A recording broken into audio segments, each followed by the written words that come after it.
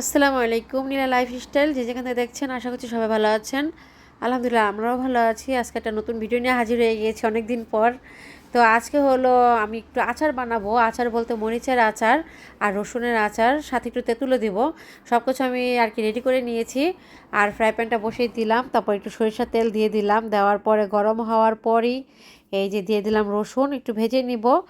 আর মরিচগুলো আমি একটু পরে দিচ্ছি, রসুনটা 1 মিনিটের মতো রাখবো তারপরে। আর এর মধ্যে দিয়ে দিলাম সরিষা বাটা।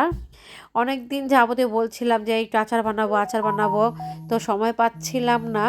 তারপরে ভাবলাম যে এখন কাঁচামরিচগুলো ফ্রেশ ছিল, আবার একটু ঝাল কমও ছিল, তো বানাই নেই। তো ঘ্রাণ ছিল না মরিচে, ঘ্রাণ না থাকলে কিন্তু এই স্বাদটা ওরকম পাওয়া যায় না। মরিচের কাঁচামরিচের একটা ঘ্রাণ থাকে, ওই ঘ্রাণওয়ালা মরিচ হলে আর বেশি ভালো হয়। তো যাই হোক, এখানে আমার যেহেতু আমরা বাংলাদেশে নয়, তো এখানে যেমন ছিল তেমনই দিয়েই আমি আচারটা বানিয়ে নিচ্ছি। এখানে এই যে কাঁচা মোটা মরিচও ছিল, বোম্বাই মরিচের মতো, ওগুলোও দিয়ে দিলাম। আর সাথে একটু লবণ দিলাম। এখন দিয়ে আমি মরিচটাও রসুনের সাথে একটু করে নেব, ভেজে নিব। আর এখানে সরিষাও দিয়ে দিচ্ছি, দেখলেনই তো।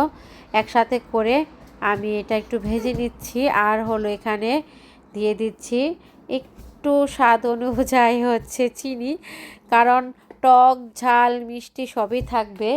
এরকমই আমার একটা ইচ্ছে আর কি, আচারটা বানাবো যাতে খেয়ে শান্তি লাগে বা মজা লাগে, ভালো লাগে, এরকম একটা বিষয়।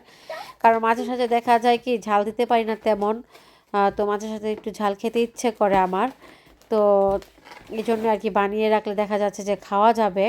তো এখানে আমি তেঁতুলটা সামান্য পানি দিয়ে একটু সফট করে নিয়েছি, তেমন আর কি গাছ আছে না বের করে বিচ্ছি, তারপরে যে রগগুলো ফেলে দেয় আমি ফালাই নাই, এটাও দিয়ে দিছি। আচার তো আচারই হবে, এই জন্যই। তো যাই হোক, এখন আমি ওইটা দিয়েও একটু করে নিলাম, তেলের মধ্যে ভেজে নিলাম। আর সাথে দিয়ে দিলাম পাঁচফোড়ন। আমি কিন্তু আস্ত পাঁচফোড়ন আগে তেলের সাথে ভেজে নিয়েছি। তারপরে এখানে আবার একটু সরিষার তেলটা দিয়ে দিলাম, দিয়ে এই যে দেখেন আমার কিন্তু হয়ে গিয়েছে আচারটা।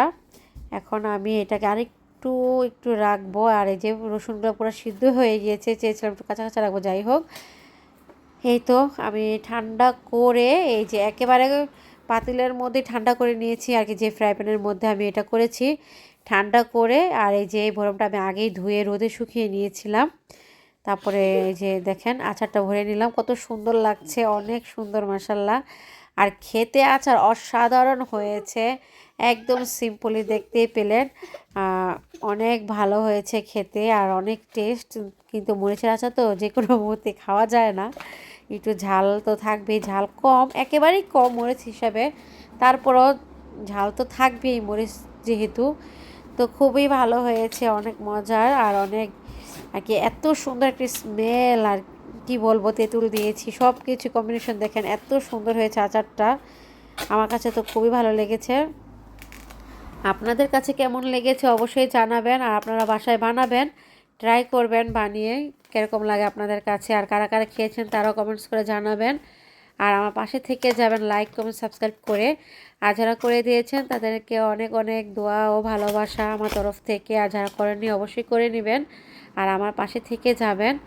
এই তো দেখেন এত সুন্দর, আর এরকম ভ্রমে রাখলেই সবচেয়ে বেশি ভালো লাগে, কারণ হচ্ছে যে দেখা যায়।